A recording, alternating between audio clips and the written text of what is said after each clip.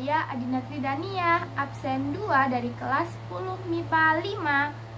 Jangan lupa follow Instagram aku di @adinda_td. Makasih. Assalamualaikum warahmatullahi wabarakatuh. Perkenalkan, nama saya Azari Haflir Hartanti dari kelompok 3 absen 5. Assalamualaikum warahmatullahi wabarakatuh. Perkenalkan, nama saya Eka Ayu Srihati, kelas 10 MIPA 5 absen 8.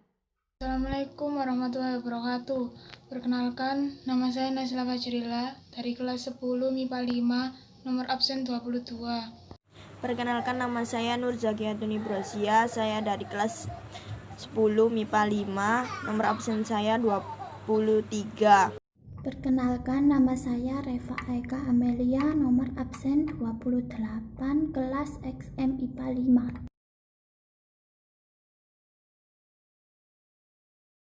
Assalamualaikum warahmatullahi wabarakatuh. Saya akan menjelaskan pengertian tentang kebebasan beragama. Kebebasan beragama adalah prinsip yang mendukung kebebasan individu atau masyarakat untuk menerapkan agama atau keyakinan dalam ruang pribadi atau umum.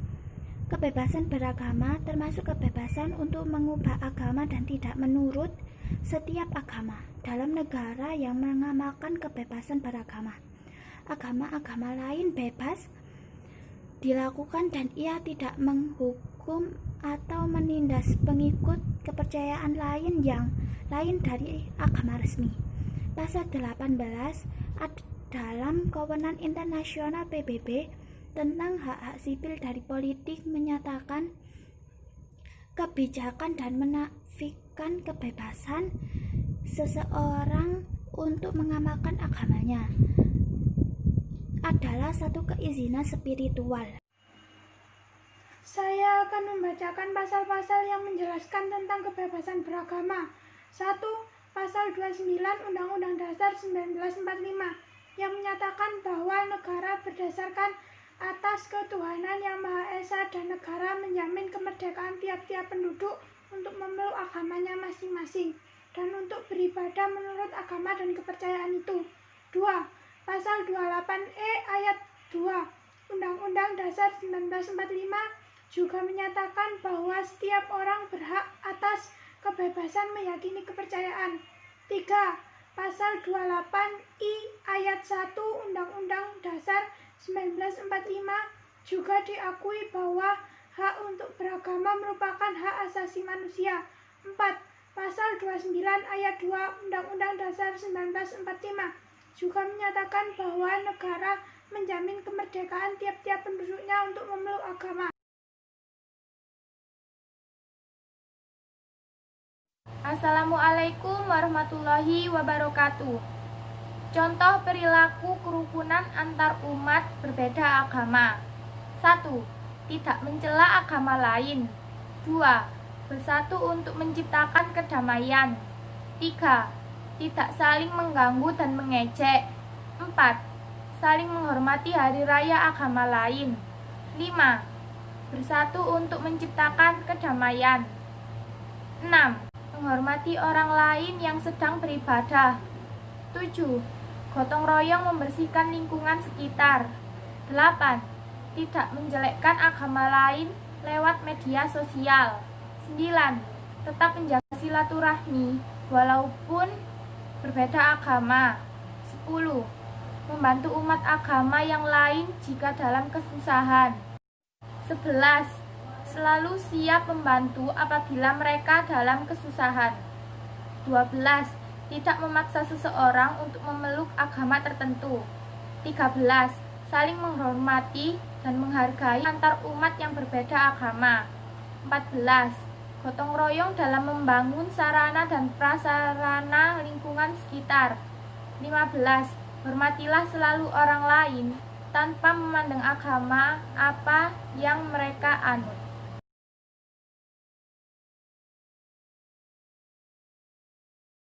Hai, Assalamualaikum. Di sini saya akan menjelaskan tentang konsep Tri Kerukunan Umat Beragama. Tri Kerukunan Umat Beragama bertujuan agar masyarakat Indonesia dapat hayati dalam kebersamaan, sekalipun banyak perbedaan. Konsep ini dirumuskan dengan teliti dan bijak agar tak terjadi pengekangan atau pengurangan hak-hak manusia dalam menjalankan kewajiban dari ajaran-ajaran agama yang diyakininya. Tri kerukunan beragama ini meliputi 3 kerukunan, yaitu kerukunan interumat beragama, kerukunan antarumat beragama, dan kerukunan antarumat beragama dan pemerintah. Pertama, kerukunan intern umat beragama. Perbedaan pandangan dalam suatu agama melahirkan konflik dalam tubuh suatu agama itu sendiri. Disparitas mazhab ialah salah satu disparitas yang nampak dan nyata. Kemudian, lahir pula disparitas ormas keagamaan. Walaupun satu akidah, yakni akidah Islam, disparitas sumber penafsiran, penghayatan, kajian, pendekatan terhadap Al-Quran dan As-Sunnah terbukti mampu mendisharmoniskan intern umat beragama. Konsep ukhuwah Islamiyah merupakan salah satu wahana agar tak terjadi ketegangan intern umat Islam yang menyebabkan peristiwa konflik. Konsep pertama ini mengupayakan berbagai cara agar tak saling klaim kebenaran, menghindari permusuhan sebab disparitas mazhab dalam Islam. Semuanya buat menciptakan kehidupan beragama dan tentram, rukun, dan penuh kebersamaan. 2. Kerukunan antar umat beragama. Konsep kedua dari tri kerukunan memiliki pengertian kehidupan beragama yang tentram antar masyarakat yang berbeda agama dan keyakinan. Tidak terjadi sikap saling curiga mencurigai dan selalu menghormati agama masing-masing. Berbagai kebijakan dilakukan oleh pemerintah agar tak terjadi saling mengganggu umat beragama lainnya. Semaksimal mungkin menghindari kesamaan konflik sebab disparitas agama. Semua lapisan masyarakat bersama-sama menciptakan suasana hayati yang rukun dan damai di negara Republik Indonesia. Ketiga, kerukunan antar umat beragama dan pemerintah. Pemerintah ikut andil dalam menciptakan suasana tentram, termasuk antar umat beragama dengan pemerintah sendiri. Semua umat beragama yang diwakili para pemuka dari tiap-tiap agama bisa sinergis dengan pemerintah, bekerja sama dan bermitra dengan pemerintah buat menciptakan stabilitas persatuan dan kesatuan bangsa. Tri kerukunan umat beragama diharapkan menjadi salah satu solusi agar terciptanya kehidupan umat beragama dan damai, penuh kebersamaan, bersikap toleran, saling menghormati dan menghargai dalam perbedaan. Assalamualaikum warahmatullahi wabarakatuh. Presentase agama penduduk Indonesia. 1. Agama di Indonesia memegang peranan penting dalam kehidupan masyarakat. Hal ini dinyatakan dalam ideologi bangsa Indonesia, Pancasila, ketuhanan yang Maha Esa. Ini adalah kompromi antara gagasan negara Islam dan negara sekuler. 2. Sejumlah agama di Indonesia berpengaruh secara kolektif terhadap politik, ekonomi, dan budaya. Menurut hasil sensus penduduk Indonesia 2010, 87,18% dari pemeluk Islam Nusantara merupakan wilayah dengan penduduk Muslim terbanyak di dunia, 6,96%. Kristen Protestan 2,9%. Kristen Katolik 1,69%. Hindu 7,2%. Buddha 0,05%,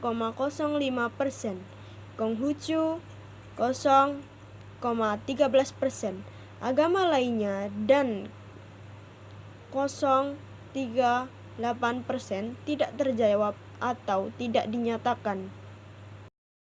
Pergi ke toko beli pita. Pitanya dimasukkan peti. Mohon maaf bila salah kata, jangan dimasukkan ke hati. Sekian dari kelompok 3. Wassalamualaikum warahmatullahi wabarakatuh.